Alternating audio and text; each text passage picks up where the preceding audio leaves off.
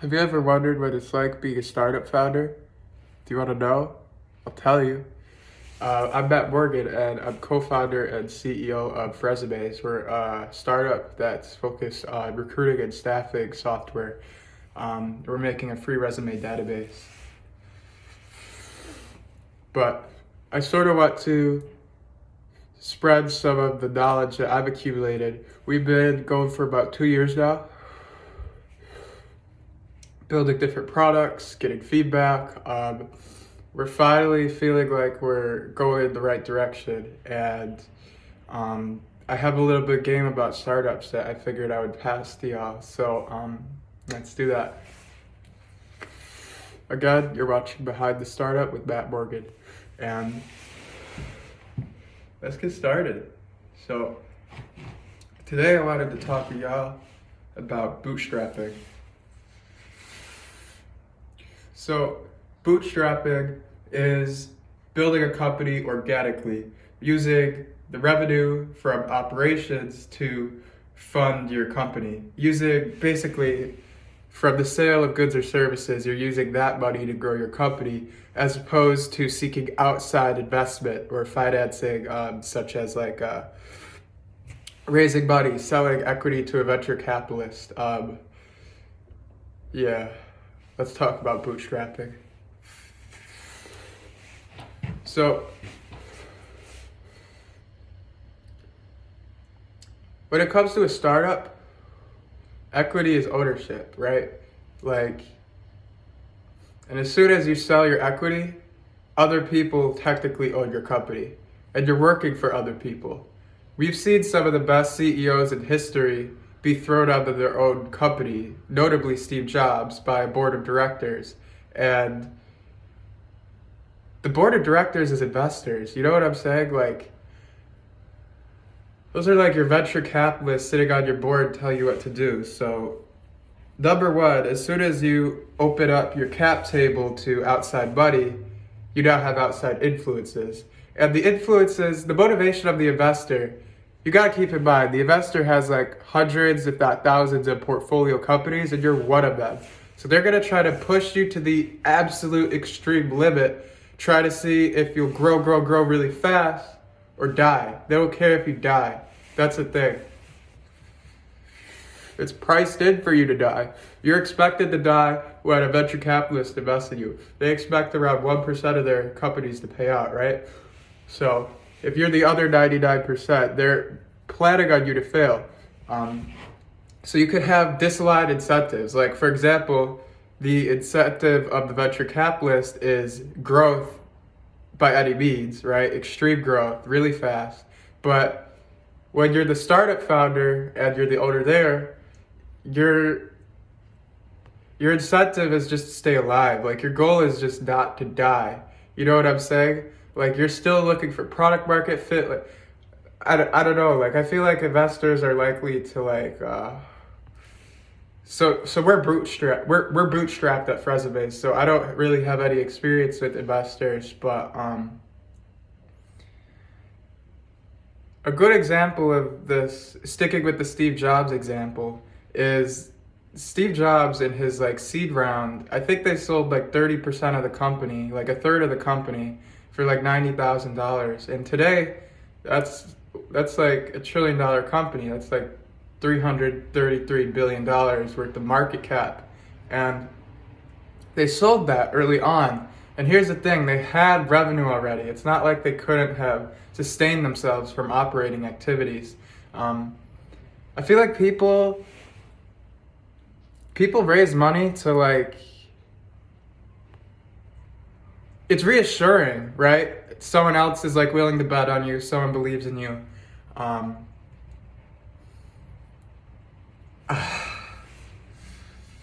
So, I'm not saying to never raise money.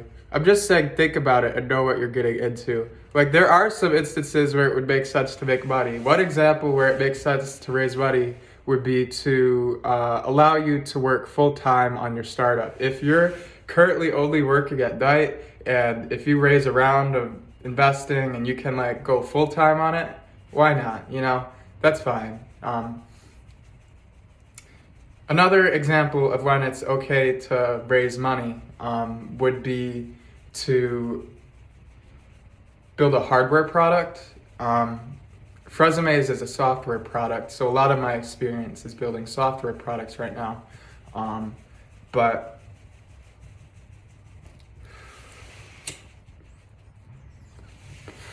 if you want to build a software product, all you need is someone who can code, right? It only costs time. But if you want to build a hardware product, you need materials. You might even need a factory to put it together. There's more, when it becomes like physical, three-dimensional, real hardware, there's just a lot more. They say it's like 100 to 1,000 times harder to like build a successful hardware company than it is to build a software company. In a software company, you just need one guy, like a college dorm room, to hack away, right? And then you can build a website, right? Like that's Facebook, right? That's Meta. But like a hardware company, like if you're looking at something like Tesla, you need like lots of money and like to get up and running, like to even build a prototype for hardware can be expensive. So it wouldn't be the wrong choice per se to raise money if you have a hardware startup. Also, if it will enable you to work full time on your startup. But I would advise against raising money to stroke your ego. Like, you gotta know that you're good. Like, I would advise against raising money even just to like look good in front of your friends or your parents, you know? Like, yeah, you want to text your mom like, Mom, just closed the pre-seed round, like $50 million valuation. Yeah, like you want to make your parents proud, but like, I don't know, like what if Steve Jobs just held on to his equity, you know what I'm saying, rather than selling it? His parents would still be proud. The adopted and biological. But yeah, I just really wanted to let y'all know that you don't necessarily need to raise money. All you need to build a successful product, software product, is one technical founder. A lot of the time we have like non-technical founders. I'm non-technical myself, and they'll be like, "Oh, I need to raise money to hire engineers." Da da da da da da da. Like, all you need to find is a technical co-founder or learn how to code yourself online for free, and you're golden, you know? Like, I have a technical co-founder, and he's brilliant, you know? Like, I don't know, I've seen dudes, like, raise money, and, like, they'll even do the thing where they'll hire out, like, one of those, like, external tech teams to build their product. I don't know what those are called, but those are terrible. Don't do that. You should always own your technology. You should always like be able to directly communicate with the team that's building it. Like you shouldn't be like corresponding with email, waiting 3 or 4 days for a response, like to get a feature change or just a color or whatever. You know, like you gotta directly work with your designers, and you gotta directly work with your engineers if they want to see your vision, you know? Like they gotta be in your company. They gotta be co-founders, they gotta be employees, they gotta be whatever. Not to say you can't like Fiverr out different components. If you wanna get consultants, you know, like you can, like we use Fiverr and Upwork all the time for like really intricate, like specific technical components. But that's my co-founder understanding our vision and just Fiverring it out to get to make it quicker. Or if it's an area he like isn't like, it's not his strongest suit, like why not hire an expert in India who will do it for cheap? But when it comes to like building your whole product, you have to own that. Like that has to be with you. Like you can't have that with some external team. But yeah, generally, like if you could get away with bootstrapping, bootstrap all the way. Like Apple could have bootstrapped all the way and they would still be just as successful. We don't plan on ever raising money. We plan on building hardware products in the future and using our software operating income to fund those. You know what I'm saying? Like, we love Resumes, but Resume is low-key a lot, low-key a launch pad, you know? Not that we're not all into Resumes, not that we don't love it, but like, there's like a really long-term vision we got here. And like, that's the thing. Even if you're like, oh shit, like I gotta build this hardware product. Like, look at Elon Musk. Like, SpaceX and Tesla are both hardware. Neuralink is hardware, but he didn't start there, right? He had freaking PayPal and even a company before that, and he sold games before that. Like, he started with software because that was what he could do alone. He could just stay up all night and program. That's what he did. And then he reinvested and bet on himself again and went into hardware. And that's dope. Good for him. But investors are overrated. As soon as you bring investors on, you have a board. You have bosses. They might say your vision is wrong. They might fire you. That's what happened to Steve Jobs. And that's just not okay, you know? And also, keep your equity, bro. Like, what are you gonna... My partner and I, we auditioned for Shark Tank. We both had agreed, though, that if we ever got on, it was a commercial. We were actually going to sell the equity. We were asking for the highest valuation in history of Shark Tank. I think $1 billion. But, yeah, dude, like,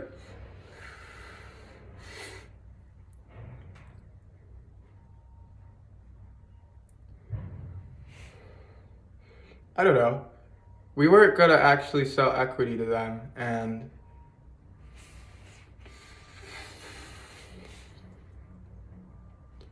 the reason being, my partner and I really thought it out. We're like, what would we even do with that money that we can't do already? Like, we're just plugging away in the right direction. We haven't launched Resumes yet. We've launched 2 previous products and pivoted, and now we're at Resumes, and it's a free resume database. We're feeling really good about this. Extremely excited. But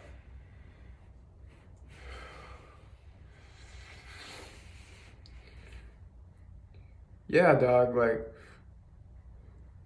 when we were thinking about the Shark Tank thing, we're like, what would we even spend that money for? Like, my partner is so technical, we can build any software product for free and with just time.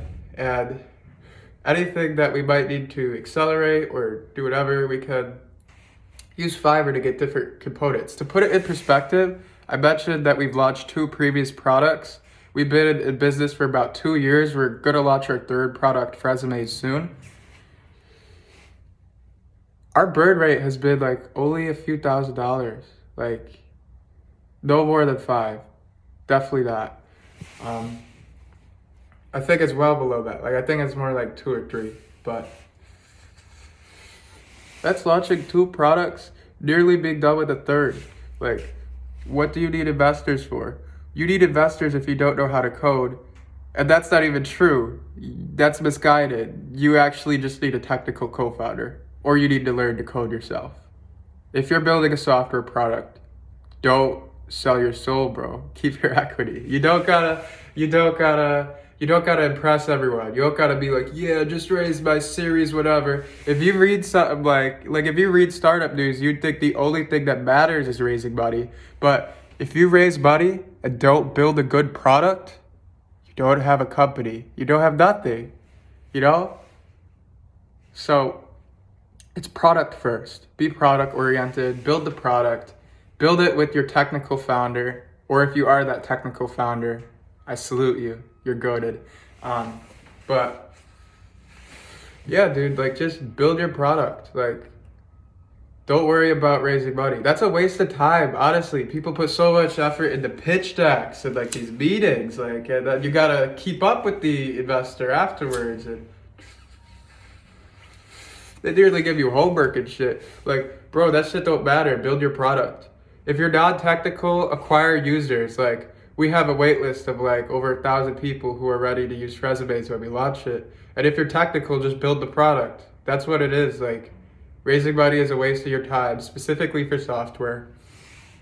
If you can afford to take the risk and like just build your product, just do it. You don't need money. Like, you don't, like, you can build it for free, you know? Like, you could bootstrap all the way as far as you want to take it. Apple could have done it. They did it, but they could have. Can you imagine selling a third of Apple for $90,000? Can you imagine getting kicked out of your own company? When you're one of the best, when you're the best CEO at that time? Best CEO in the world at the time. You got fired. That goes to say it can happen for anyone. You know, Steve Jobs got fired. It can happen to anyone. Don't allow, you started a company, part of the reason you started a company, hey, I don't know you that well, but we might be a little similar.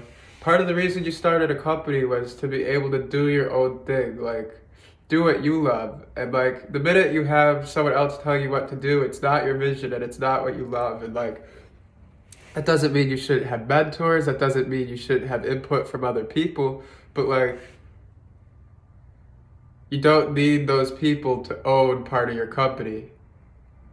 Their interests aren't aligned with yours if they do. So that's what it is, you know? Avoid investors if you can. Bootstrap. Love y'all.